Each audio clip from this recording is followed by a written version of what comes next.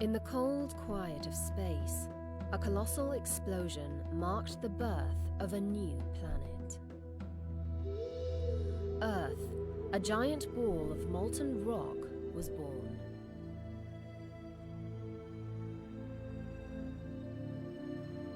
Almost 5 billion years later, the first flourishings of life would begin a long evolution on Earth's surface.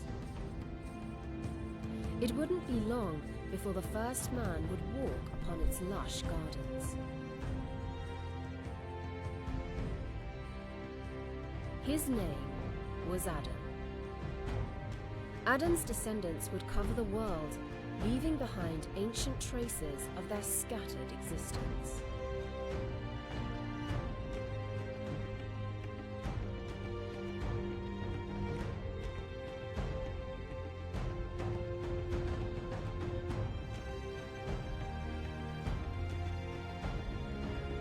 Archaeologists have spent centuries unearthing the riddles of our history and the fragments of olden-day civilizations.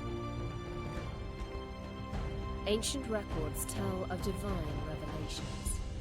Dusty pages reveal wise prophets with God-given knowledge.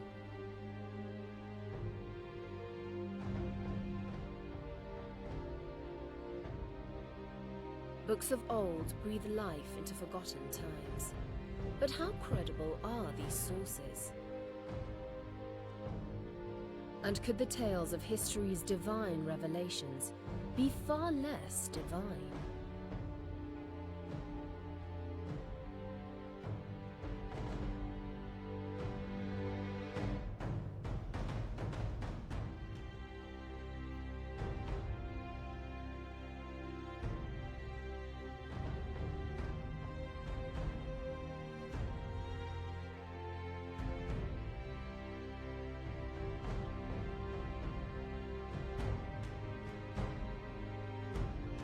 Journey with us as we uncover the legends of our past, from the first man to walk the earth to the last prophet of the people. Discover the truth about these legendary leaders of our history. And finally, come to understand the difference between divine revelation and fabricated tales.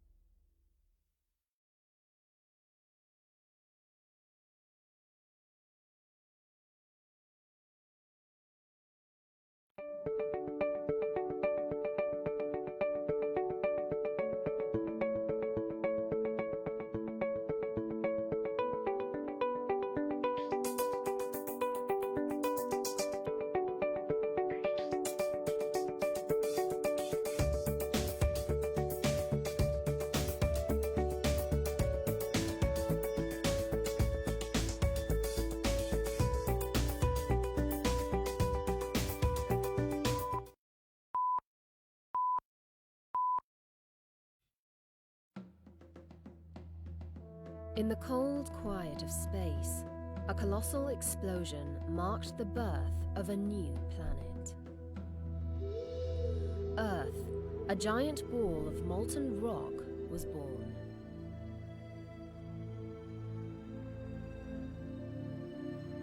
Almost 5 billion years later, the first flourishings of life would begin a long evolution on Earth's surface. It wouldn't be long before the first man would walk upon its lush gardens. His name was Adam.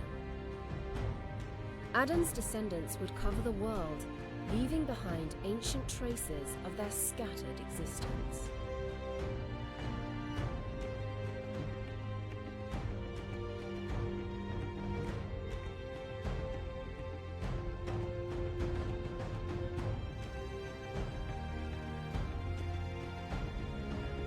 Archaeologists have spent centuries unearthing the riddles of our history and the fragments of olden-day civilizations. Ancient records tell of divine revelations.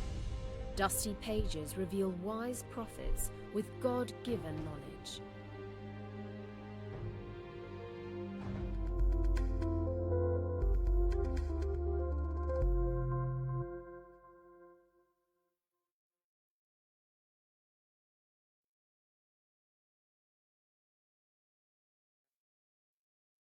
insyaAllah pada hari ini merupakan siri ketiga revolusi bahasa yang sebagaimana kita maklum sebelum ini kita berbincang di siri kedua iaitu berkenaan dengan beberapa perjanjian lama yang dirujuk oleh para ilmuwan, dan pada masa sama diterangkan juga berkenaan dengan kajian tentang bahasa.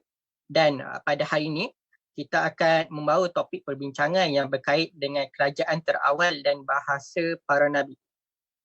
Dan tanpa melengahkan masa, saya selaku moderator iaitu Lutfi Hadi Mirosli, Timbalan Presiden, menjemput Ustazah Prof. Dr. Solehah untuk memberikan perkongsian pada hari ini, pada petang ini. Wallahualam, dan dipersilakan.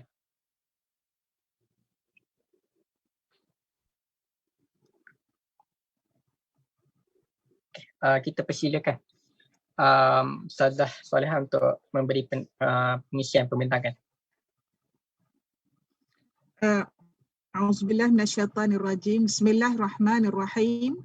Wassalatu wassalamu ala asyrafil anbiya'i wal mursalin wa ala alihi wa sahbihi ajma'in, amma ba'd. Assalamualaikum warahmatullahi wabarakatuh. Terima kasih saudara Lutfi Hadi.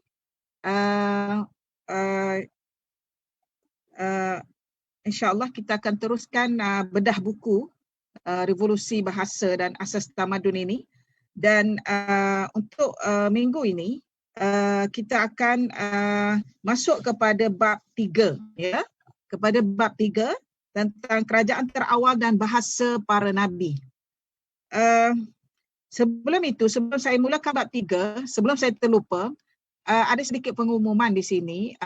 InsyaAllah buku ini akan diterbitkan dalam bentuk multimedia, apps multimedia oleh syarikat AQWISE dengan kerjasama KICT, kuliah KICT Universiti Islam Antarabangsa. Syarikat yang diketuai oleh CEO Raja Zainal Abidin bin Raja Izhar. Alhamdulillah kami telah membuat satu grup dan kami sedang memulakan proses untuk animasi, aplikasi dan animasi dalam bentuk apps multimedia daripada buku ini, ya. Okey, tanpa membuang masa, Ustazah teruskan bab 3, kerajaan terawal dan bahasa para nabi. Seperti yang dimaklumkan dalam flyers ataupun announcement yang kita sebarkan atau forwardkan, kita mempunyai banyak tajuk-tajuk daripada bab 3, ya Lutfi. Antaranya ialah tentang tentang kaum Ad, kaum Samud dan kaum Ad, kaum Samud dan seterusnya. Apa kaitan kaum Ad dan kaum Samud dengan Arab Al-Ba'idah. Dan saya rasa benda ni agak penting kerana ia melibatkan asas kepada pemahaman tamadun manusia. Ya, asas kepada pemahaman tamadun manusia. Tanpa dikaji ataupun tanpa diamati bangsa-bangsa ini, maka kajian yang kita hasil daripada kajian tersebut agak tidak mendalam, ya. Justru itu Ustazah meletakkan tajuk-tajuk ini di dalam bab 3, ya, di dalam bab 3. Siapakah kaum Ad dan siapakah kaum Samud, ya. Minggu lepas Ustazah ada bincang tentang banjir besar Nabi Nuh alaihissalam. Dan kita difahamkan bahawasanya banjir besar itu berlaku ketika Nabi Nuh alaihissalam berusia 600 tahun. Maknanya sesudah banjir besar itu umur beliau ialah 350 tahun. Memandangkan dalam Quran menyebut bahawasanya umurnya 950 tahun. Alfun wa illa khamsina. Dan ini juga disebut di dalam Bible iaitu 950 tahun. Apa yang menarik tentang kisah Nabi Nuh alaihissalam dan banjir besar ini ialah Nabi Nuh alaihissalam tidak tahu, sebenarnya tidak mahir dalam membuat kapal. Ya, tidak mahir dalam membuat kapal. Justru siapakah yang buat kapal kepada beliau, yang menolong beliau membuat kapal. Jadi bila Ustazah baca dalam Bahrul Muhit, di situ ada disebut beberapa tafsir. Bahrul Muhit menyebut bahawasanya yang ketika Nabi Nuh membuat kapal di atas bukit itu, dikenali sebagai Bukit Ararat, ya, Bukit Ararat itu, tetapi Quran menyebut Bukit Judi. Ustazah berpandangan bahawasanya Bukit Ararat yang disebut oleh Bible itu adalah pergunungan, seolah-olah pergunungan Ararat, ya, seperti Bandaran Titiwangsa, pergunungan. Tetapi dalam setiap pegunungan itu dia ada bukit. Jadi Quran menyebut Bukit Judi. Bukit Judi. Tetapi dalam Gilgamesh, dalam Epic Gilgamesh, dalam tablet yang ke-11, dia menyebut Bukit Nasir. Bukit Nasir. Kenapa ada perbezaan nama? Kita akan bincang kemudian, ya. Semasa buat kapal itu, Nabi Nuh ditolong oleh puteranya yang bertiga, Sam, Ham dan Yafit. Mengikut tafsir Bahrul Muhit, mereka ada menyebut bahawasanya kayu yang digunakan oleh Nabi Nuh untuk membuat kapal itu diambil daripada Jabal Lubnan. Kayu itu ada nama, khashab tu. Ada nama dia. Kemudian dalam Quran ada sebut bahawasanya Allah Ta'ala menyuruh malaikat menolong Nabi Nuh membuat kapal. Dan selain daripada ditolong oleh anaknya yang bertiga itu, malaikat juga ada tolong beliau membuat kapal. Ya. Jadi kapal ini kalau ikutkan kaedah saintifik, dia telah dijumpai oleh saintis Turki dan China pada tahun 2010 apabila mereka pergi ke pergunungan Ararat dan mereka buat kajian carbon dating yang terdapat pada kayu itu berusia 4,800. Seperti yang sebelum minggu lepas saya sebut, kita andaikan 5,000 lah, 5,000 tahun, 5,000 BC, 5,000 sebelum Nabi Isa, before Christ. Okey. Sebab Epic Gilgamesh itu ditulis pada tahun 4,000 BC. Kalau dia dari sudut before Christ, sebelum Masihi, dia punya kedudukan nombor dia menurun. Menurun. Kalau AD dia menaik. Tasa'ud dan tanazul. Dalam bahasa Arab dipanggil tanazul. Tanazul. Untuk sebelum Masihi dia tanazul. Untuk AD, selepas Masihi dia tasa'ud. Okey. Siapakah orang-orang Aram?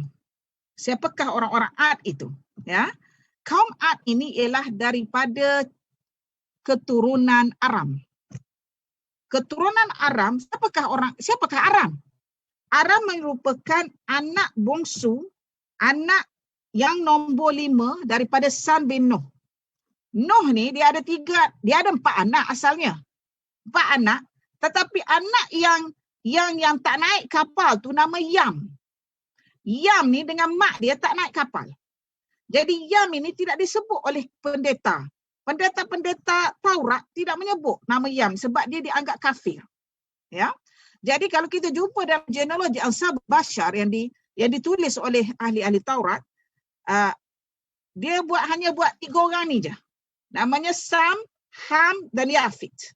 Sebagaimana yang hadis Hasan, hadis Hasan rawahu Tirmizi, Sam Abul Arab, Ham Abul Habshi, Yafit Abul Rum. Ya. Jadi kalau dilihat daripada sini, Sam itu ada 5 anak. Sam itu ada 5 anak. Dan anak yang kelimanya ialah nama Aram. Aram. Ustazah ada sebut minggu lepas bahawasanya Aram itu kedudukannya ialah orang-orang Aram itu tempatnya sekarang ialah Damsyik. Damsyik. Asalnya Aram kemudian ditukar kepada Darmashqi, kemudian ditukar kepada Dimash, kemudian ditukar kepada Damsyik. Ya. Jadi orang-orang Aram ini, Ustaz sebut minggu lepas, berperang dengan orang-orang Ugarit. Maka ada setengah-setengah scholar ataupun historian berpendapat bahawasanya orang-orang Ugarit yang kalah berperang dengan Aram ini adalah orang-orang Finiqi yang berhijrah ke Palestin dan berasimilasi, ya, bercampur dengan orang-orang Palestin di sana, yang mana penduduk asal Palestin adalah orang-orang Kan'an. Orang-orang Kan'an. Back kepada perbincangan Aram tadi. Aram ini dia mempunyai anak. Anak ni antaranya ialah susur galur. Ustazah ada genealogi di sini, tapi mungkin Ustazah boleh baca di sini. Daripada daripada Aram itu, Aus dan Jasir, Ad, Samud, Jalau dan Hadir, Raya, Ubaid dan Abdullah. Raya ini anaknya Abdullah. Daripada Abdullah itu lahirnya Hud. Daripada Abdullah lahirnya Hud. Manakala Saleh pula ialah lahir daripada Ubaid. Maknanya Aram ini dia ada dua kaki. Aus, Jasir, Ad, Samud, Hadir, Ubaid. Ubaid melahirkan Masyik. Masyik melahirkan Asif. Asif melahirkan Ubaid lagi.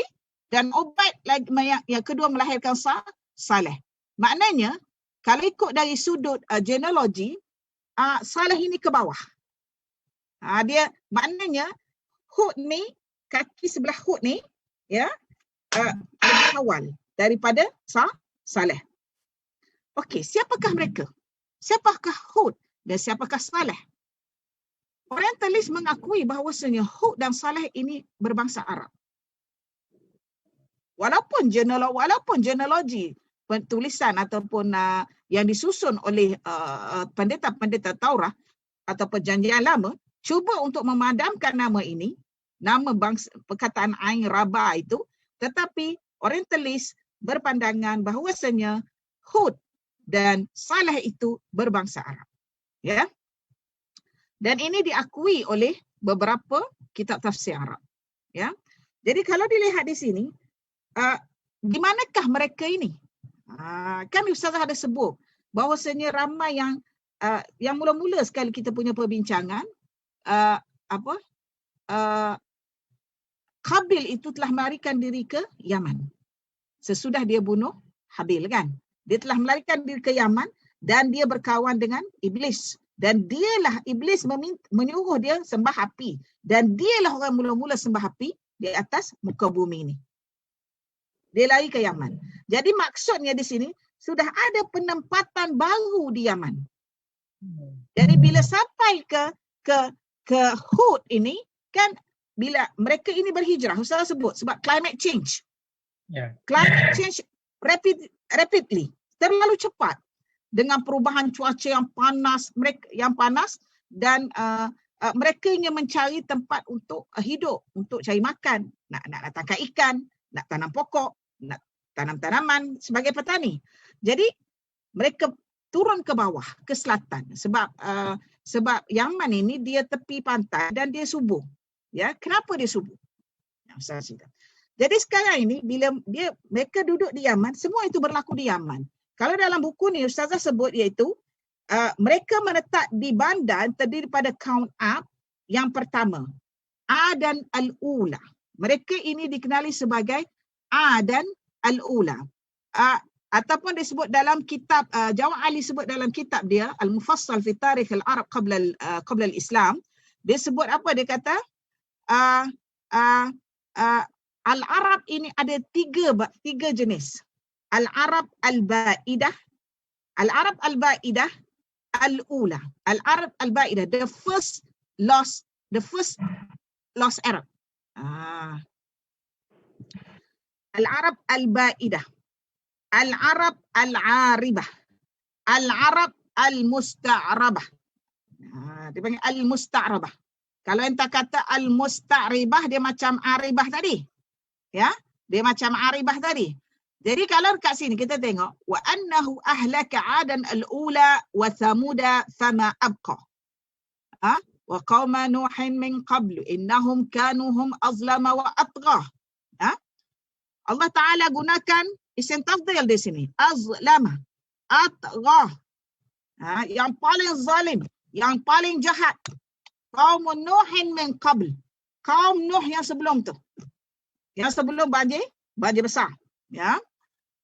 Wa thamuda fama abqa. Kalau di sini, kalau anda baca dalam kitab tafsir Ma'ani lil Alusi al-Baghdadi, tafsir al-Ma'ani lil Alusi al-Baghdadi, dia ada menyebut bahawasanya wa annahu ahlaka 'adan al-ula. Yang dihancurkan oleh Allah Ta'ala itu adalah Ad al-ula. Maknanya Ad Sani, Salis dan seterusnya ada. Ad al-ula sahaja. Wa Thamuda. Yang dihancurkan ialah annahu ahlaka 'adan al-ula wa Thamuda. Dan Samud. Yang Ustaz sebut jalur tadi. Daripada anak Abdullah namanya Hud. Anak Ubaid tadi namanya Saleh. Ya. Jadi, fama abqa. Ad al-ula dengan Thamuda tadi, fama abqa. Tak ada yang kekal. Tetapi, maksud Ad al-ula itu apa? Ad al-ula itu maksudnya ialah Ad yang peringkat pertama. Siapakah Ad peringkat pertama? Ad peringkat pertama ni yang Ustazah tulis dalam buku ni, yang mengikut salasilah Nabi Nuh AS.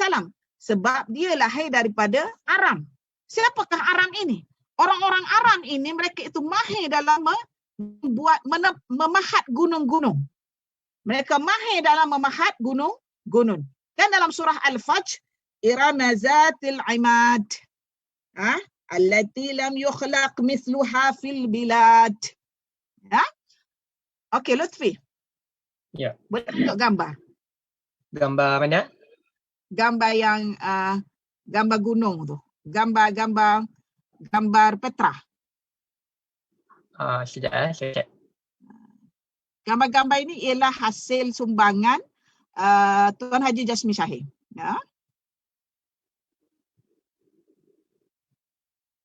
Gambar gunung Gambar gunung Petra yang Ustazah hantar tadi. Yang tadi. Okey, sedap. Tunjuk gambar tu dulu.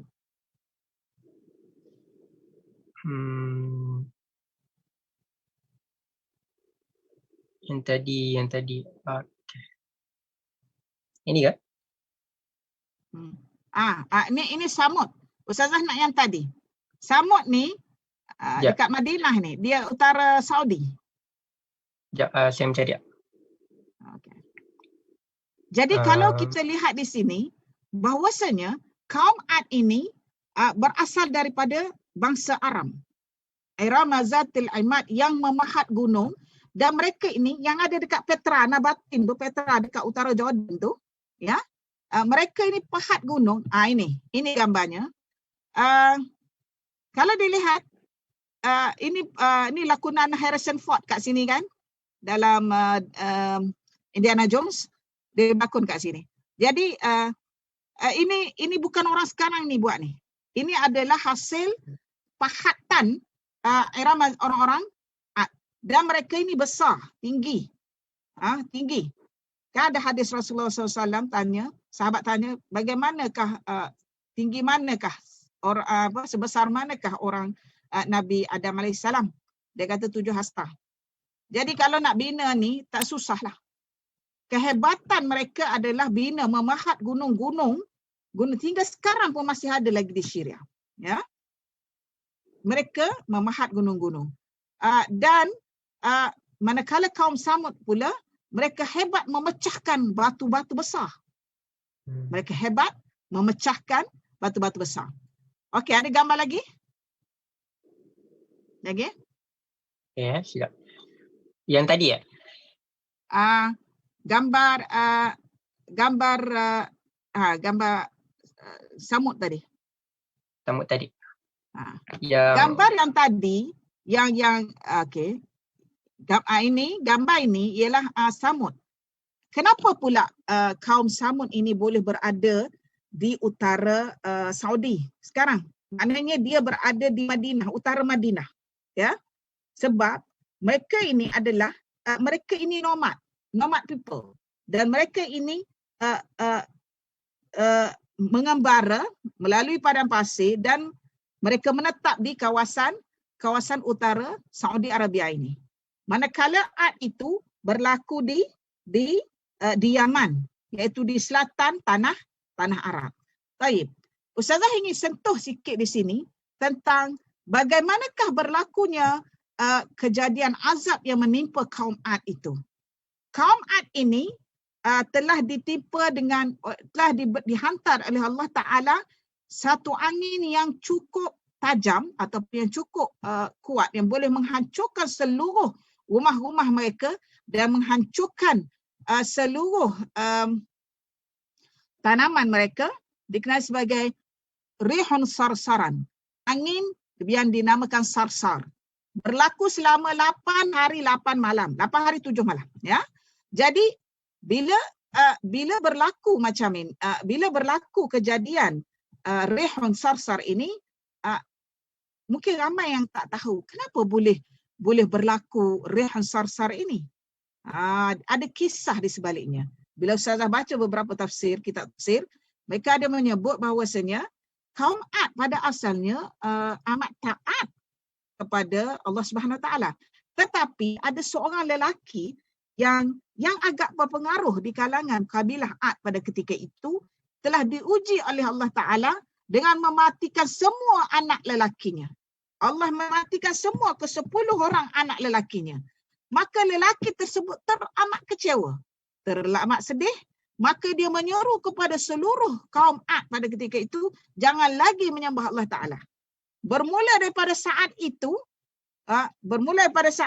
mereka melakukan maksiat, mereka menyembah berhala, mereka minum arak dan sebagainya, buat keramaian apa semua, berzina dan sebagainya.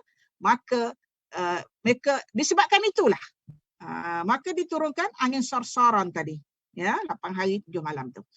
Dan back kepada cerita Ad tadi. Adakah semua Ad itu hancur? Kaum Ad itu hancur? Tidak. Sebab itulah dalam surah An-Najm ayat 50 tadi, innahu ahlaka adan al-ula wa thamuda fama abqa, dan tak ada yang tinggal. Tak ada yang tinggal tu Ad al-ula. Ad sani ada apa maksudnya? Apa maksudnya di situ? Maksudnya apa? Maksudnya yang dihancurkan itu Ad al-ula. Sebenarnya terdapat 30 orang, mengikut tafsir Tabari, dia menyebut 30 orang. Kaum Ad yang terselamat daripada malapetaka itu. Dan 30 orang termasuklah Nabi Hud.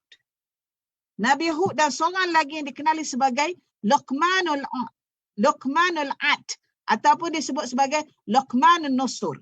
Siapakah Luqmanul Ad? Dan siapakah Luqmanun Nusur? Dan siapakah Luqmanul Hakim? Luqmanul Ad atau Luqmanun Nusur bukan Luqmanul Hakim. Luqmanul Hakim mengikut Jahiz hidup di zaman Al-Jahiz. Al-Jahiz, dia hidup di zaman Nabi Daud. Tetapi ini sebelum kisah Nabi Daud lagi. Bila tahun kaum Ad ni, Hud ni, lebih kurang dalam 3,500. 3,500 ke 3,000 BC. Before Christ. Jadi kaum Ad ini ada seorang lelaki bernama Luqmanul Ad ataupun Luqmanun Nusur. Kenapa dikenali sebagai Luqmanun Nusur? Dia pernah berdoa pada Allah Ta'ala, minta dipanjangkan umur. Jadi Luqmanul Ad ini kemudian dikenali sebagai Luqmanun Nusur ini dipanjangkan umur oleh Allah Ta'ala selama 7 ekor burung helang. Kan burung helang itu dalam bahasa Arab nusur kan? Jamak nusur. Jadi bila burung helang yang ke-7 itu mati, setiap ekor burung helang dia hidup 80 tahun. Jadi 80 kali 7, 560. Jadi itulah homo Luqmanun Nusur atau Luqmanul Ad. Dan dia bukannya Luqmanul Hakim. Apa keistimewaan Luqmanul Ad atau Nusur ini? Dia hidup di zaman Nabi Hud. Dan dialah pemikir yang membina empangan Ma'rid. Dia adalah pemikir yang membina empangan Ma'rid yang menyuburkan tanaman-tanaman yang terdapat di kawasan Ahqaf itu tadi. Ini terletak antara Ahqaf dengan Oman, Hadramaut, antara Hadramaut dengan Oman dan Yaman, ya, dan di kawasan nama Al-Ahqaf. Jadi apabila Luqmanul Ad ini dia ada thinker di kalangan bersama dengan Nabi Hud. Bagaimana mereka boleh terselamat? Mereka boleh terselamat apabila mereka keluar daripada kota itu untuk pergi ke Mekah. Untuk keluar, untuk meminta hujan. Untuk minta hujan, solat al-istisqa lah. Jadi, bila jauh daripada kawasan bandar itu, mula berlakulah angin tersebut. Jadi disebabkan itulah mereka yang 30 orang ini selamat. Disebut dalam syair dalam kitab Tafsir Tabari. Boleh sebut? Boleh tunjuk, Lutfi? Okey, sedap.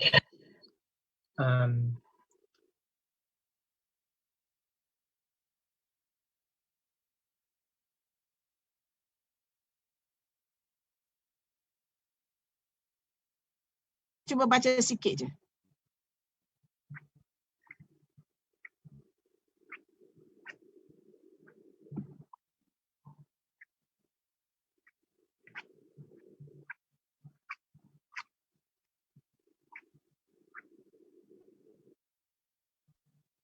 Okey. 11.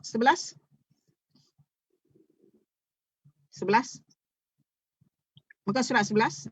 Itu 11. Yang 11. Muka surat 11. Lagi ke belakang. Ya, sebab tak nampak Ustaz. Okey. Yang ini yang ni 11. Okey, sebelah okey. Untuk meneroka alam bahasa dan asal usul keturunan bangsa Semitik ini, beberapa syair atau puisi yang berasal dari sumber-sumber Islam berkemungkinan dapat menangani beberapa permasalahan.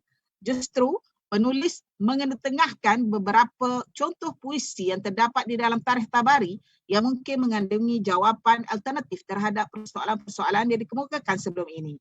Sebagai contoh, puisi yang dipetik dari Hasan bin Sabit. Hasan bin Sabit ini ialah untuk pengetahuan umum, ya, beliau adalah syair Mukhadramain. Apa maksud syair Mukhadramain? Syair yang hidup dua zaman. Dia sempat hidup di zaman jahiliyah dan dia sempat hidup di zaman Islam. Dan Hasan As-Sabit ini dikenali juga sebagai syair Rasulullah sallallahu alaihi wasallam. Jadi apa yang disebut sini, dia ada dalam bahasa Arab kat bawah tu, ya. Ya'rub tu, tapi Ustazah baca dalam bahasa Melayu di sini. Ya'rub berasal dari Kahtan yang turun daripada Nabi Hud, sangat disukai dan disayangi. Okey. 12. Penduduk Kahtan dari Yaman dari suku Ad. Ya, tengok penting di sini. Penduduk Kahtan dari Yaman dari suku Ad. Mereka ini adalah asal usul manusia. Tetapi Kahtan adalah datuk kami. Siapa kata? Hasan bin Sabit ni kata. Kahtan adalah datuk kami. Mempunyai kedudukan yang tinggi di kalangan rakyatnya. Jika anda telah berbahasa Arab dari bapa Arab, Syekh Ya'rub, pasti anda akan berubah menjadi pembicara Arab. Lama dahulu, apabila anda tidak dapat berbahasa Arab, anda seperti binatang di padang belantara. Kalau ikut kata-kata ni, ingat tak yang minggu lepas Ustazah kata Ismail alaihissalam dia belajar bahasa Arab Fusha daripada kaum Jurhum, kan? ya. Ingat tak Lutfi? Kenapa dia belajar? Sebab Ustazah kata itu adalah bahasa standard. Bahasa yang digunakan untuk perhubungan, untuk pentadbiran. Bahasa orang-orang pandai. Jadi kalau ikut ke syair ni, memang logik. Maknanya kalau anda tidak berbahasa Arab, anda seperti binatang di padang belantara. Sebab itulah Siti Hajar minta Ismail alaihissalam belajar bahasa Arab dengan kaum Jurhum. Kaum Jurhum itu datang daripada Yaman. Okey.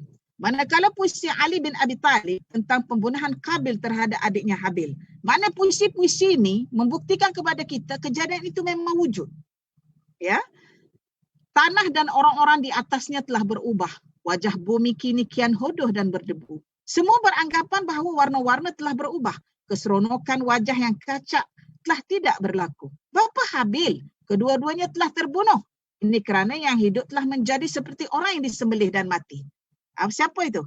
Habil, walaupun dia tak terbunuh tetapi dia seperti orang mati dan disembelih. Kerana telah membawa kejahatan, maka dia ketakutan. Okay. Pada masa yang sama, Muawiyah ibnu Bakar mengakui keturunan kaum Arab purba yang hidup adalah kaum Ad. Okay. Celakalah kamu, wahai Qail. Celakalah. Ya. Ni perbualan ini berlaku pada zaman itu. Pada zaman itu yang dibawa oleh Muawiyah bin Abu Bakar. Bangun. Dan mungkin Allah akan menyiram kita dengan cahaya awan. Dan dia akan menyiram tanah Ad. Sesungguhnya Ad telah menjadi tidak mampu untuk mengucapkan kata-kata. Dari dahaga yang dahsyat, kedua-dua yang tua dan muda telah kehilangan harapan. Disebabkan sarsaran itu tadi. Lagi? Wanita mereka sudah mati kerana merindui susu dari binatang liar. Wahai kaum Ad, janganlah takut akan panah. Dia kata. Selain itu, kenyataan Marthid Ibn Sa'ad Ibn Ufair laporkan telah berlaku. Ini syair lain pula. Demi Tuhan, kamu tidak akan dikurniakan hujan melalui doa-doa kamu. Tetapi jika kamu taat kepada Nabi kamu, siapa nama satu? Nabi Hud. Dan kembali kepadanya, maka kamu akan diturunkan hujan. Perkataannya membuktikan bahawa fakta beliau telah berada di dalam agama Hanifah adalah benar. Maknanya pada waktu ini sudah ada agama Hanifah. Iaitu pengikut Nabi Hud. Ketika Jalhamah Ibn Khabari, pakcik kepada ibu Muawiyah bin Bakar, mendengar kata-kata ini, beliau menyadari bahawa Marthid bin Sa'ad adalah pengikut Nabi Hud. Sambil berkata, wahai Abu Sa'ad, kamu adalah kaum yang mulia. Dan keturunan ibumu kaum Samud. Sedangkan kami tidak akan mematuhi anda selama kami hidup. Kami juga tidak akan melakukan apa yang anda inginkan. Dia tidak ikut. Ya? Raf, Ram dan Dat adalah puak-puak Ad yang terkenal. Mereka telah mendengar tak kala berkata Jalhamah bin Khaybari kepada Muawiyah dan ayahnya Bakar. Bunuhlah Marthid bin Sa'ad supaya dia tidak pergi bersama kami. Kami tidak akan dia pergi ke Mekah bersama kami. Macam Ustaz sebut sebelum ni kan pergi ke Mekah untuk minta hujan tu.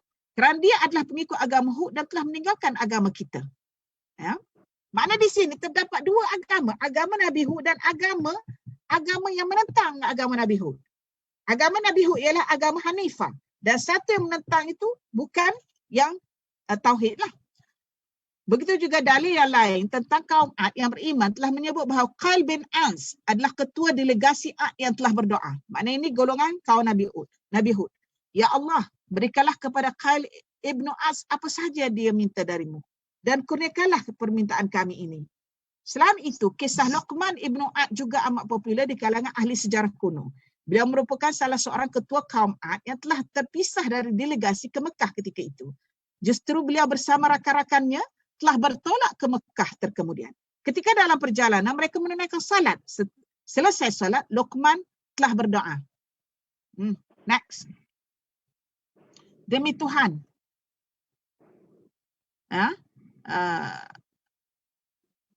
Ya Tuhan, aku telah datang kepadamu dengan kehendakku sendiri. Jadi kurniakanlah permintaanku ini.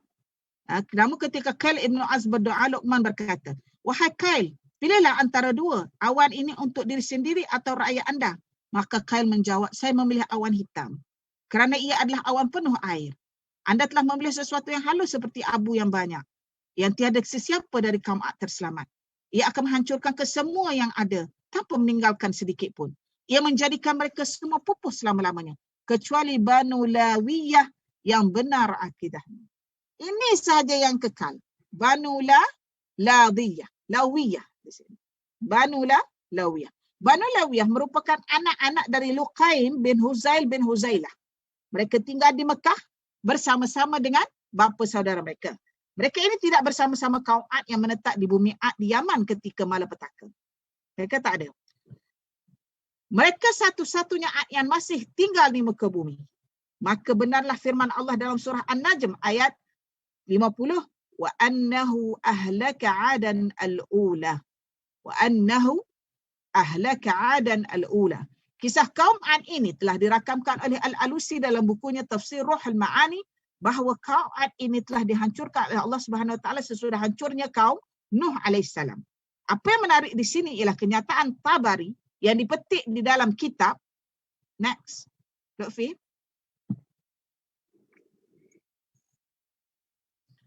Next. Yang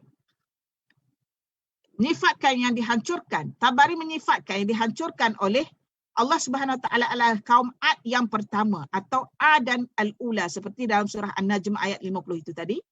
Manakala kabilah Ad dari keturunan Bani Luqaim bin Uzail berada di Mekah bersama kaum Amalekah. Mereka ini semua bangsa Arab. Ya. Manakala Al-Mubarik pula berpendapat bahawa Ad yang terselamat itu ialah Samud yang dikenali sebagai Al-Jabbarun. Ingat tak? Dalam surah, ada satu surah yang apabila Nabi Musa alaihissalam sampai di Padang Tih, kan dia sesat di Padang Tih selama 40 tahun. Musa alaihissalam tidak pernah berada di Palestin. Musa alaihissalam tidak pernah masuk ke Palestin. Tetapi siapa yang masuk Palestin? Dia telah menghantar Yusha. Dia telah hantar Yusha bin Nun. Ketika dihantar Yusha bin Nun itu, dia berdoa kepada Allah, jadikanlah Yusha bin Nun itu nabiyan. Apabila Nabi Musa berdoa, Yusha bin Nun itu sebagai nabi, Yusha bin Nun berdoa kepada Allah Subhanahu Wa Taala sebelum dia masuk ke kota Ariha itu, dia berdoa apa? Dia minta Allah Taala pegunkan matahari selama sejam. Tapi sebelum dia nak masuk ke kawasan Palestin itu, kaum Bani Israel yang ada pada waktu itu untuk masuk bersama-sama dengan Yusha bin Nun takut. Dia sebut apa? Haula'i jabbarun. Ya Musa, nahnu nakhaf alaihim. Haula'i minal jabbarin. Dia kata. Jadi, Samud yang dikenali sebagai Jabbarun atau dikatakan juga Adan al-Ula itu adalah keturunan dilahirkan oleh Ad bin Aram. Tadi saya sebutkan, anak Aram itu dia ada Ad dan Jasir tadi. Dia susur galur Ad tadi. Ad bin Aram. Okey, di sini Ustazah ingin beri sedikit maklumat ya. Ustazah tulis ada setengah kita sebut Aram. Kita biasa dengan Aram, Aramai kan? Aram. Aram itu disebut adalah sebutan biblical study. Disebut oleh Bible. Taurat semua Bible dalam sebut Aram. Tetapi Iram ini disebut oleh Quran. Quran menyebut Iram, historian juga menyebut Iram. Sebab tu enta jumpa Iram Zatil Imad dalam surah Al-Fajr. Surah Al-Fajr, Iram Zatil Imad. Iram dan Aram itu adalah orang yang sama. Kenapa dia berubah? Kerana Quran sebut Iram. Historian sebut Iram. Tetapi Aram ini disebut oleh Bible. Dan kita kena faham ya. Kena faham bahawasanya alam ancient Near East ini, Ahdul Qadim ini, dipelopori maklumatnya oleh Nasrani dan Yahudi. Jadi justru itu mereka tak sebut Iram. Mereka sebut orang-orang Aram. The Aram people. Atau the Aramite. Ya. Ibn Auf bin Sam Ibn Nuh. Ad al-Ukhra pula berasal dari keturunan Ad al-Ula atau boleh dianggap sebagai Ad dan al-Ula itu adalah kaum Hud dan al-Ukhra Ad al-Ukhra itu berasal dari Iram bin Sam. Ya. Okey. Okey, Ustazah boleh bagi gambar Lutfi? Gambar yang mana? Gambar yang ubar tu. Ubar. Apa? Ubar. Ombak. Ubar. Gambar yang ada gambar. Ustaz bagi satu tu ada banyak gambar tu. Oh, okey. Yang banyak gambar tu sedap.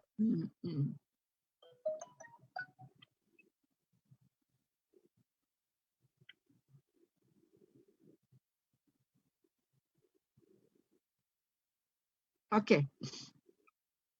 Oh, ini. Okey. Kalau dilihat di sini, ke tepi sikit, ke sebelah sini.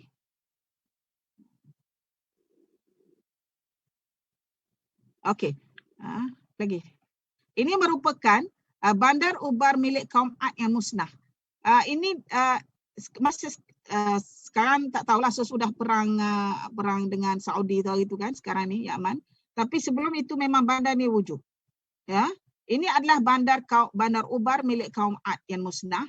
Dan sebenarnya sejarah kaum Ad ini telah diteroka oleh seorang amateur, jurnalis amateur berasal daripada Amerika Ustaz rasa.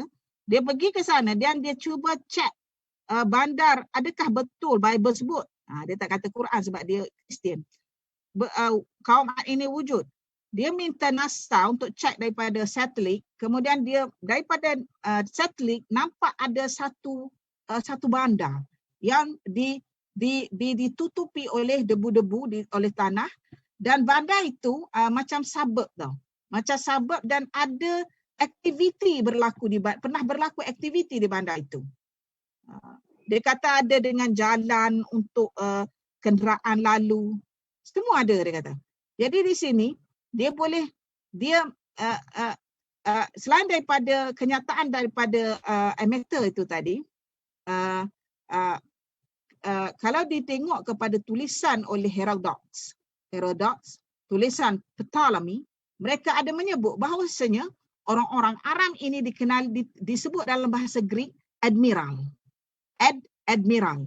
Jadi admiral, perkataan admiral itu miraran, diulang. Sentiasa diulang di dalam penulisan mereka. Bila menceritakan tentang Yaman, the ancient Yaman.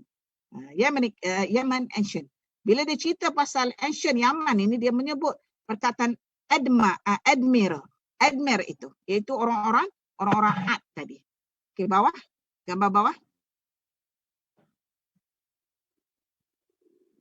Ini gambar ni Ustazah ambil dekat museum, ini museum dekat Jeddah. Ini sebuah bandar Talal Az-Zahran yang berusia 500 sebelum Masihi. Ini di Saudi ya, bertarikh sebelum Talal Az-Zahran ini Saudi, Timulus ditulis 5,000 tahun. Maknanya sudah ada bandar lain selain daripada Iraq di Saudi itu. Sudah ada penempatan. Sebab apa? Sebab ada penghijrahan. Ya. Kalau kita lihat daripada Iraq ke Syria, kemudian ke Palestin, dia panggil, historian memanggilnya sebagai the Fertile Crescent. The Fertile Crescent area. Kawasan bulan sabit yang subur. Fertile tu subur. The Fertile Crescent area. Kenapa dia kata bulan sabit? Daripada Iraq, Syria, dia turun balik ke Palestin itu kawasan subur. Sebab apa? Sebab kawasan Saudi ni, Mekah, Madinah ni adalah kawasan kering kontang. Orang tak duduk kawasan tu. Orang hanya lalu untuk perniagaan. Daripada Yaman nak pergi ke Syam, kena lalu kawasan Saudi tu. Sebab tu orang-orang Jurhum berjumpa dengan Siti Hajar dan Ismail. Ya, sebab mereka ikut jalan dekat berhampiran pantai. Mereka tak jalan lalu tengah-tengah tu. Sampai sekarang pun masih kering kontang. Ya. Okey. Kalau pergi ke bawah lagi. Pergi ke bawah. Ustazah nak tunjukkan peta ni. Okey. Sekarang ni apa beza antara kaum Ad dan Pompei? Ramai yang kata kaum Ad dan Pompei adalah sama, ataupun kaum Lut dengan Pompei adalah sama. Lain. Di sini sebab ada gambar ni, saya tunjuk terus. Pompei berlaku lebih kurang 7 ataupun 6 AD sesudah ketiadaan Nabi Isa alaihissalam. Maknanya ini berlaku dalam AD. Tetapi kaum Nabi Lut itu berlaku zaman Nabi Ibrahim alaihissalam, sekitar 1950. Ya. Adapun kaum Ad ini dalam 3,500. Manakala Saleh pula dalam 3,000, lebih kurang gitu. Jadi masalah sekarang ni, apa perbezaan antara Pompei, Ad, Samud dengan kaum Nabi Lut? Kesemuanya itu mempunyai kisah yang sama, iaitu mengingkari kewujudan Tuhan. Mengingkari kewujudan Tuhan dan melawan kehendak tabi'in. Melawan Tuhan, melawan Tuhan, melawan orang yang menciptakan, melawan tabi'in lah. Jadi sekarang ini balasannya apa? Balasan yang pertama tu angin sor-soran 8 hari 7 malam. Yang kedua pula kaum Samud. Kaum Samud itu dihancurkan dengan pekikan daripada langit. Pekikan itu boleh menghancurkan, merosakkan semua benda yang ada. Sesudah dia bunuh unta Nabi Saleh alaihissalam tadi. Dia bunuh unta, dia bunuh mak unta, dia bunuh anak unta tu. Kerana unta tu minum air banyak. Tak suka. Okey. Jadi persoalannya sekarang, semuanya dihancurkan kerana melakukan dosa besar. Kaum Lut pula berlaku pada zaman Nabi Ibrahim alaihissalam. Nabi Ibrahim alaihissalam terpisah dengan Nabi Lut ni. Sebelum itu Nabi Lut ini adalah anak saudara Nabi Ibrahim alaihissalam. Nabi Lut ini anak kepada Haran. Haran itu adik-beradik Nabi Ibrahim alaihissalam. Setengah mengatakan bahawa Sarah itu nama Mikah. Dalam Taurat, dalam Perjanjian Lama disebut Mikah. Sarah itu juga setengah pendapat mengatakan adik-beradik Nabi Lut, iaitu anak Haran. Tapi pendapat lain mengatakan dia anak kepada kawan Haran. Anak kawan Haran iaitu pembesar di kawasan itu pada ketika itu. Apa yang saya nak bincang di sini ialah Nabi Lut itu telah berpisah dengan Nabi Ibrahim walaupun mereka bersama-sama pergi ke Mesir. Kemudian bila mereka berpisah, Nabi Ibrahim berada di Palestin, Nabi Ibrahim berada di Palestin dan Nabi Hud berada di Sodom. Sodom ini terletak di utara kalau kita bagi sekarang ialah dekat Laut Mati tu. Sebelum ke Palestin, dia dekat je dengan Palestin tapi tempat berlainan. Utara Jordan tu. Kawasan utara Jordan sebelah barat tu untuk ke Palestin. Jadi Sodom, kalau dalam Bible disebut Sodom dan Gomorrah. Nama satu tempat. Jadi orang di situ suka berzina sesama jenis. Kalau kita sekarang LGBT lah. Jadi bila berlaku itu diterbalikkan bandar Sodom dan Gomorrah itu. Diterbalikkan gambar laut mati. Gambar laut mati Lutfi. Sudah tengah-tengahnya. Diterbalikkan dan okey. Ini gambar laut mati. Ini sumbangan daripada Tu Haji Jasmin dia punya gambar-gambar ni Ustazah Habib. Ini penuh dengan tu garam tu. Dan dikatakannya laut ni tidak boleh berenang. Dia tidak ada satu konsep untuk kita berenang. Kalau berenang boleh tenggelam pun Ustazah tak pasti ni. Tapi ini memang garam lah. Bergaram ni kawasan ini lah. Jadi kalau kita tengok dalam peta, Ustazah dalam buku ni Ustazah letak peta, Ustazah ambil daripada Prof Kepaski. Peta itu dia terletak di antara Palestin dan Jordan itu ada satu teluk. Dan benda ini telah diakui oleh Ocean Marine Geology dan Ocean ahli kaji selidik bahagian lautan. Kedapati ada satu bandar di bawah dasar laut, di sebuah dasar laut mati itu. Ya. Jadi back kepada cerita kita tentang Aram tadi. Apabila balik kepada Luqmanul Ad tadi. Luqmanul Ad itu apabila mereka terserah Luqmanul Ad dan Hud kaum itu mereka terselamat, mereka pergi ke Sabak. Di Sabak mereka membina Sa'dul Arm. Seperti mana menyerupai Sa'dul Ma'rib. Sebab itu di Sabak kan dalam Quran sebut ada surah Sabak kan? Surah Sabak itu baldatun tayyibatun wa rabbun ghafur. ditujukan kepada negara Sabah. Kenapa? Tumbuhannya, pokok-pokoknya subur, buah-buahnya berbagai-bagai. Jadi hasil daripada apa? Hasil daripada ciptaan, hasil daripada pembuatan terdapatnya empangan Al-Arm di situ, yang menyerupai empangan Ma'rib yang terdapat di Yaman pada ketika itu, di tempat kaum Ad itu. Mereka orang yang sama membina, iaitu Luqmanul Ad. Okey. Ada apa soalan lagi, Lofi? Sekarang jam menunjukkan 3.30 dan kita juga menerima lagi beberapa soalan, iaitu daripada sebelum ni lah, Dr. Muhsin. Iaitu soalannya, aina asyara ulama al-ashar ala hadil al-ahafir al-lughawiyah atau sijilati al-lughatil maktubah. Ini soalan. Satu soalan ke? Yang lain-lain tak ada soalan? Kemudian perbezaan antara Luqmanul Ad dan Luqmanul Hakim, dan pada masa yang sama perbezaan antara Arab Al-Ba'idah dan Arab Al-Aridah. Itu mungkin ini soalan. Ini soalan. Okey. Ustazah jawab soalan Dr. Muhsin dulu. Okay. Dr. Muhsin tanya tentang asarul ulama, sah? Asara itu bermaksud kalau bahasa Melayu dipanggil discover, ataupun dalam Inggeris dipanggil find, discover means yang dijumpai, yang dijumpai oleh ulama tentang kesan al-hafirat al-lughawiyah.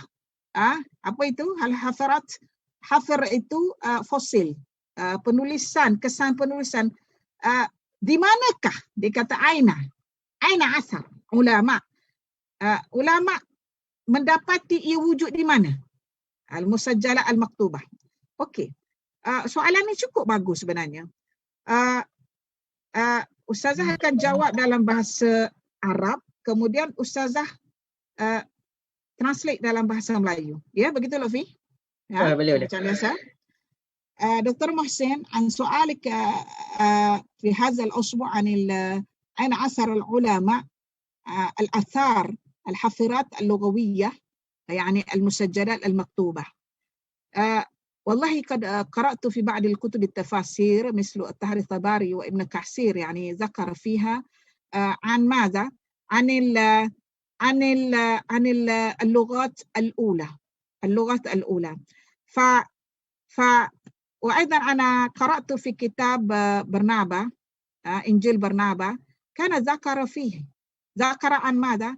حينما سأل عيسى عليه السلام الله سبحانه وتعالى ما اسم لا إله إلا الله محمد رسول الله، فعيسى عليه السلام لا يفهم ما معنى لا إله إلا الله محمد رسول الله، من محمد؟ عيسى لا يفهم هذا، وسأل الله سبحانه وتعالى، فقال الله سبحانه وتعالى يا عيسى محمد صلى الله عليه وسلم سيأتي ما بعدك هو نور الله، هو نور الله. هو نور الله. بعد أن قرأت هذه الآية أو هذه الكلمة الجملة في كتاب برنابا، إنجيل برنابا، فجاء في ذهني تذكرت أن قول من واحد مستشرق اسمه EFL ديستنز، قال ديستن ماذا؟ كان هناك اللغة قبل الفيضان نوح عليه السلام، فهذه اللغة هي اللغة مكتوبة على الطين. اللغة مكتوبة على الطين. ما مقصود على الطين؟ يعني كانت آدم عليه السلام كتب شيئا على الطين. فتذكرت أيضا حينما قرأت في كتاب آخر أن إدريس عليه السلام هو أول من استخدم قلما وكتب على الطين أيضا. استخدم قلما وكتب على الطين أيضا. بناء على هذا الأساس يمكن نقول أن ما قبل فيضان كبير نوح عليه السلام وجود اللغة حتى الكتابة، ولكن قال بيستن هذه اللغة، هذه المنقوشات، هذه المكتوبات كلها فاسدة. لماذا فاسد؟ زالت. لماذا؟ بسبب فيضان نوح عليه السلام، لأنهم ما كتبوا على النقوش حجر، وإنما هم كتبوا على الطين، على طين. هذا هو. وأما ما بعد الفيضان جاء ماذا؟ اكتشفنا ماذا؟ اكتشفنا قلقامش، ملحمة قلقامش. فملحمة قلقامش هذا من أكمل معلومات التي تريد أو تكتب على النقوش، على النقش، على الحجر، يعني تكتب في على الحجر أو نسمى بالمنقوش. هذا هو. أنا أظن يعني هذا سؤال يا دكتورة حسن، أنا أجبته، وأرجو يعني هذا كلام مستفيد أو يقنع لك. Ustazah, Dr. Ustazah translate pada bahasa Melayu. Ya. Soalan Dr. Muhsin itu, dia kata di manakah terdapat yang dikesan oleh ulama the first ataupun lughawiyat fosil, language fosil, ya, language fosil, ataupun dia kata al-musajjalat al-maktubah, yang terdapat musajjal. Ustazah melihat benda ni bila Ustazah baca kitab-kitab tafsir antara Tabari dan Ibn Kathir, begitu juga Ustazah baca Injil Barnaba dalam bahasa Arab dan juga dalam bahasa Inggeris. Sebelum Nabi Nuh AS sudah ada aktiviti pembelajaran. Aktiviti tersebut sudah ada penulisan yang ditulis di atas tin, di atas tanah liat. Dan kita maklum bahawasanya Nabi Idris AS adalah orang pertama yang menggunakan pensel.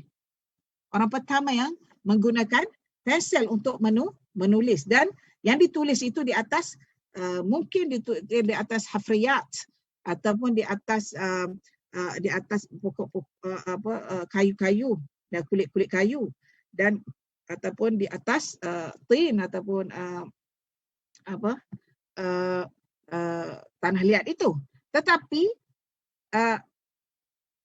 semua kesan itu telah dimusnahkan oleh Faidayan Kabir tadi, ataupun banjir besar Nabi Nuh alaihissalam itu. Ya, itulah jawapan Ustazah untuk soalan Dr. Muhsin. Adapun soalan nombor 2, iaitu perbezaan antara Luqmanul Ad dan Luqmanul Hakim. Luqmanul Ad sebagaimana kita maklum adalah Luqman yang daripada itulah yang terlibat dalam 30 orang tu. Kemudian Luqmanul Hakim. Perbezaan antara dua ini. Okey, perbezaannya adalah di jarak dan ummah. Jarak timeline yang berbeza dan bangsa ummah yang berbeza, tetapi satu bangsa. Sebab kita menceritakan tentang Semenanjung Arab. Bila menceritakan Semenanjung Arab, walaupun dah berbeza jauh beribu-ribu tahun berbeza, tetapi konsep ataupun damian ataupun keturunan itu masih lagi melekat. Masih lagi wujud pada individu itu, iaitu keturunan Proto-Arab itu.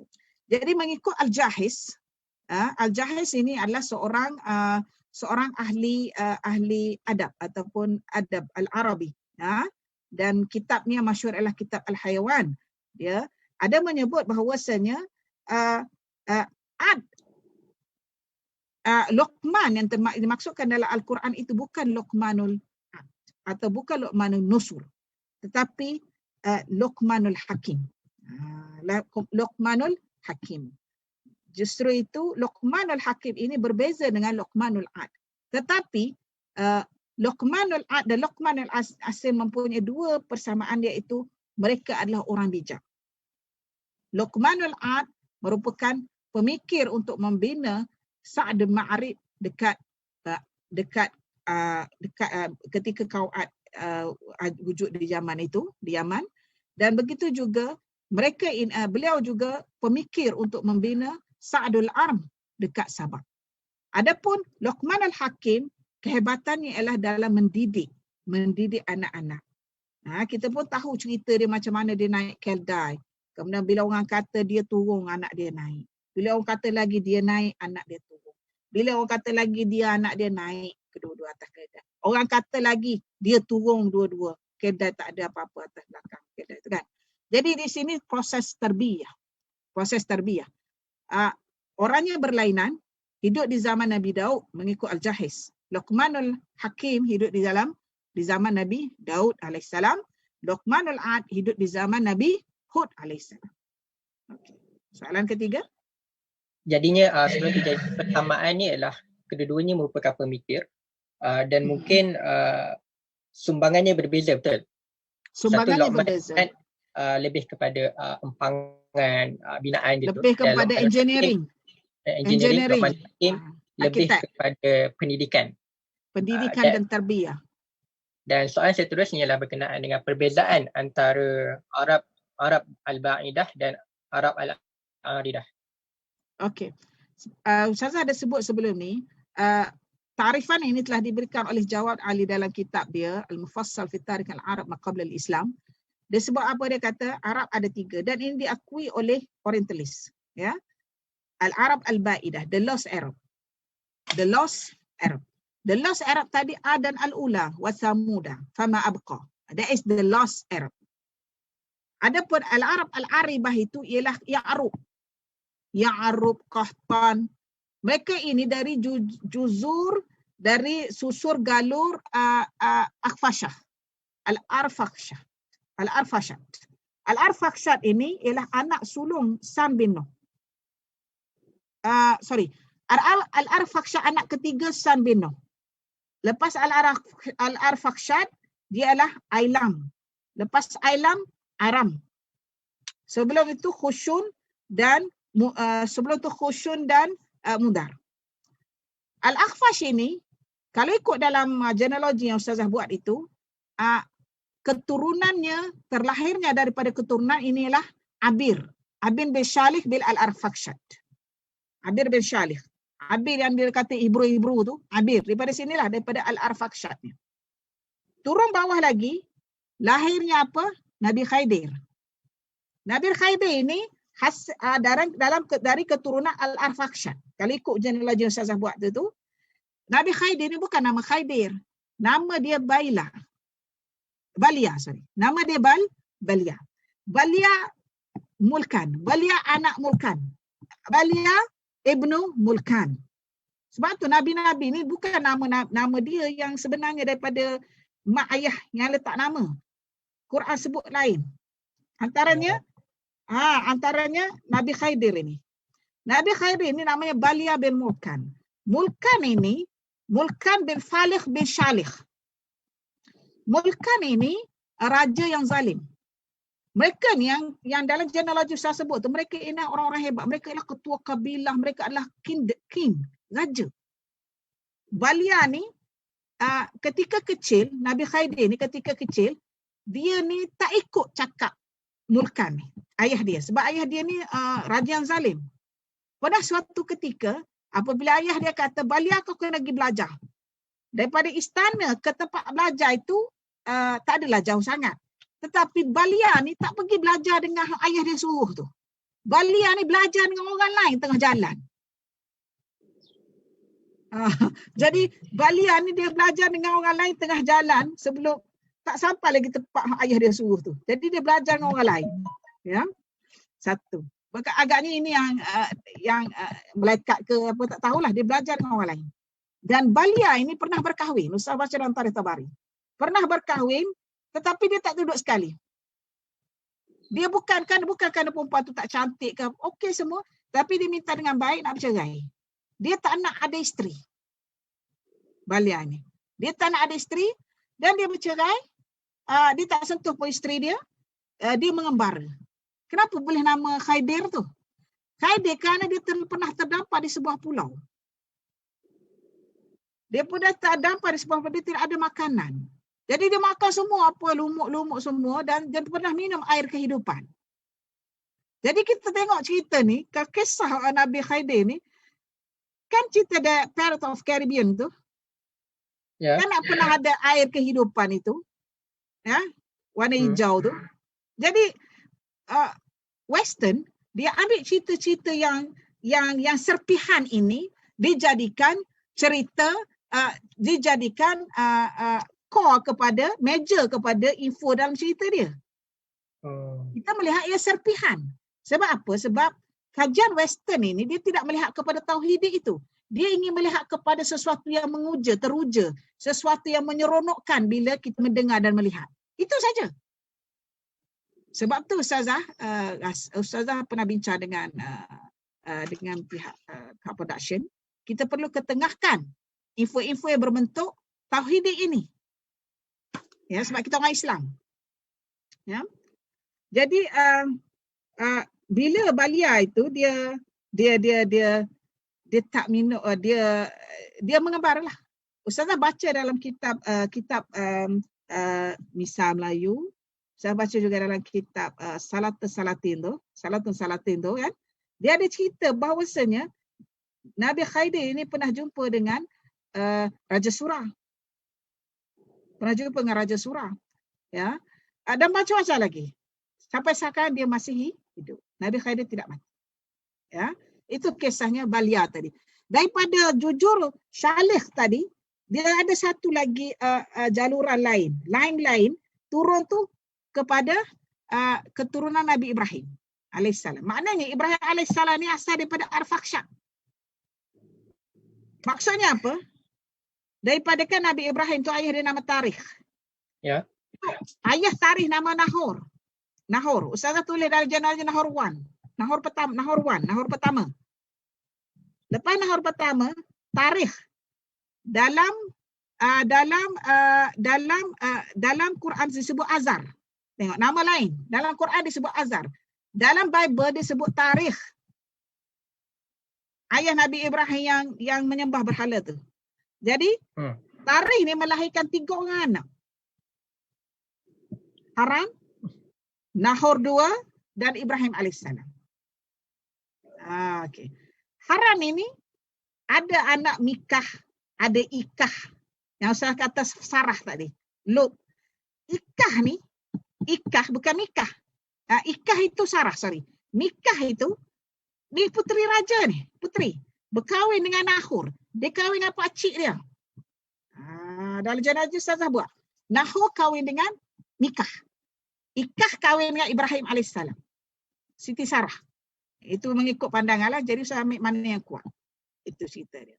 Jadi kalau kita tengok, daripada Arfakhshad ini melahirkan Ibrahim alaihissalam. Itu mengikut data yang ditemukan oleh pendeta Taurah mengatakan Ibrahim alaihissalam lahir daripada jujur, daripada lain Arfakhshad.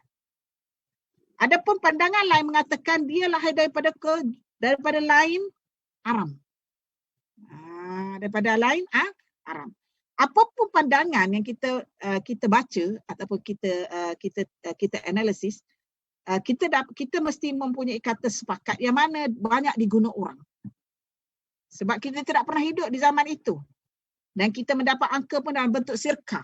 Apa maksud sirka? It's all about. It's lebih kurang. Sebab ini sejarah. Kita tidak berada di tempat itu. Ini bukan sains. Kalau hard sains, dia mesti 2 campur 2 mesti 4. Dia tidak akan jadi 4.1. That is hard science. Tetapi sejarah, social science, dia boleh tarik. It's all about, it's circa, lebih kurang. Dia mesti ada ukuran itu. That is social science. Okay. Apa lagi ya? Ustazah nak itu, Dr. Fi? Ya, kita apa? Ada lagi ya masa? Soalan lagi sebenarnya. Ya? Soalan dia, soalan baru saja diterima, iaitu kenapa Imam Syafi'i pergi belajar bahasa Arab dengan Bani Huzail, mak Imam Syafi'i Fatimah, kaum Azliyah ada kaitan dengan kaum dari Yaman. Prof tahu tak kaum Yaman? Dia mungkin soalannya yang pertama ialah kenapa Imam Syafi'i belajar bahasa Arab dengan kaum Bani Huzail? Dan adakah kaumnya ada kaitan dengan kaum dari Yaman? Okey. Terima kasih pada soalan tu. Huzail ni adalah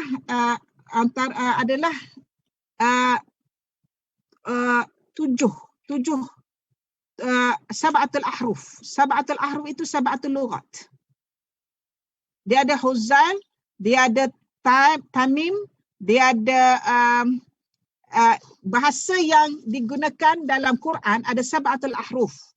Antaranya bahasa lahjah Huzail, lughatul Huzail. Maknanya ini termasuk dalam bab nahwu ni, dalam fiqhul lughah, bab nahwu.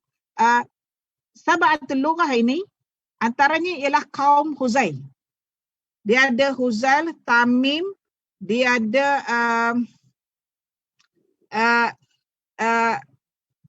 dia ada 7 itu, dan kaum ini diiktiraf dalam bacaan, diiktiraf di dalam bacaan Al-Quran. Maknanya kalau kita jumpa surah itu satu ayat kata dibaca berbeza. Kenapa ini dibaca baris atas? Kenapa yang tu dibaca baris depan? Ini bacaan daripada Tamim. Lughah Tamim dia panggil. Lughah Huzail. Lughah Hijaz. Dia ada. Bacaan Hijaz macam mana? Bacaan Huzail macam mana? Bacaan Tamim macam mana? Benda ni disebut miraran dalam kitab Syarah Ibn Aqil. Ustazah ajar Syarah Ibn Aqil ni. Jadi dia ada sab'atul lughat. Tetapi kenapa ada sab'ah ini ada masalah sedikit. Bila Ustazah ajar dalam kitab Madaris Nahwiyah di Syauqiddif, yang ketujuh itu, saya ambil kitabnya.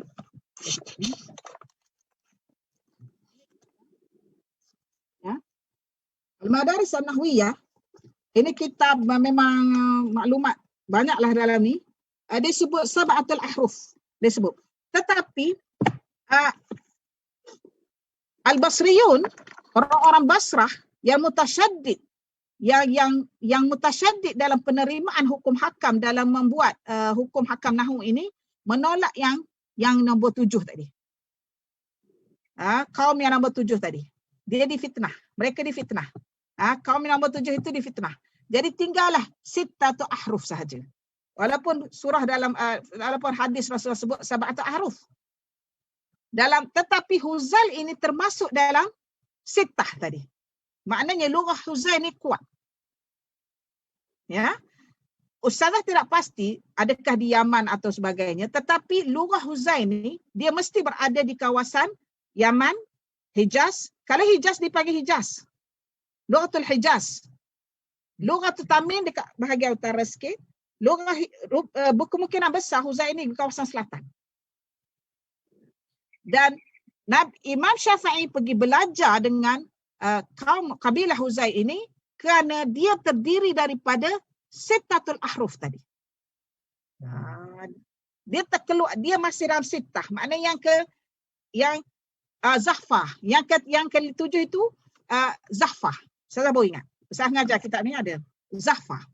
Lughah zahfah itu Al-Basriyun, orang-orang Basrah yang mutasyaddidun, ulama-ulama Basrah yang pakar dalam nahwu menolak yang ke-7 tadi.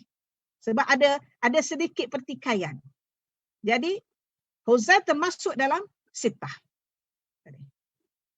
Itu saja. Dia merupakan Alhamdulillah. Daripada Quran. Itu.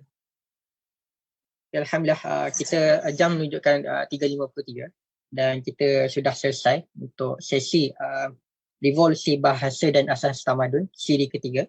Dan buat pengetahuan rakan-rakan, insyaAllah kita masih lagi ada lebih kurang 3 siri revolusi bahasa dan asas tamadun, dan akan berlangsung setiap hari Jumaat. Dan insyaAllah kita sudah selesai. Dan untuk maklumat kepada rakan-rakan, kalian boleh dapatkan buku ini di PKPM. Kami ada di ruang komen tu kami ada letak pre-order. Kalian boleh menghubungi orang-orang kami. Dan juga terdapat genealogi. Kalau buku ini berharga RM65, genealogi harganya dalam RM1,000. Kalian boleh order dan insyaAllah dan insyaAllah akan dihantar selepas PKP. Boleh pre-order sekarang. Dan saya rasa kita sudah selesai untuk hari ini. Dan banyak maklumat yang kita dapat. Terutamanya kita telah berkesempatan untuk membaca syair-syair yang menarik. Yang membongkar tentang kewujudan Nabi Hud dan beberapa peristiwa penting. dan pada masa sama kita telah berkenalan dengan Luqmanul, yang mana sebelum ni kita mengenali Luqmanul Hakim, tapi kita telah berkenalan dengan Luqman yang baru, dan moga-moga hari ini kita dapat terinspirasi dengan dua orang tokoh ini. Dan pada masa yang sama, sebelum untuk kita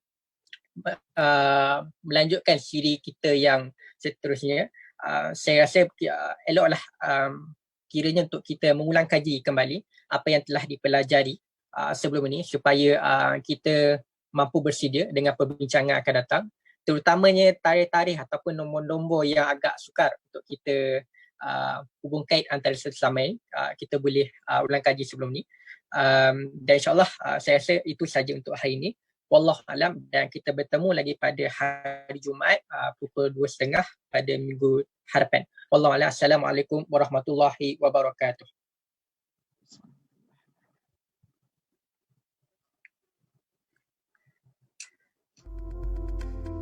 Okey.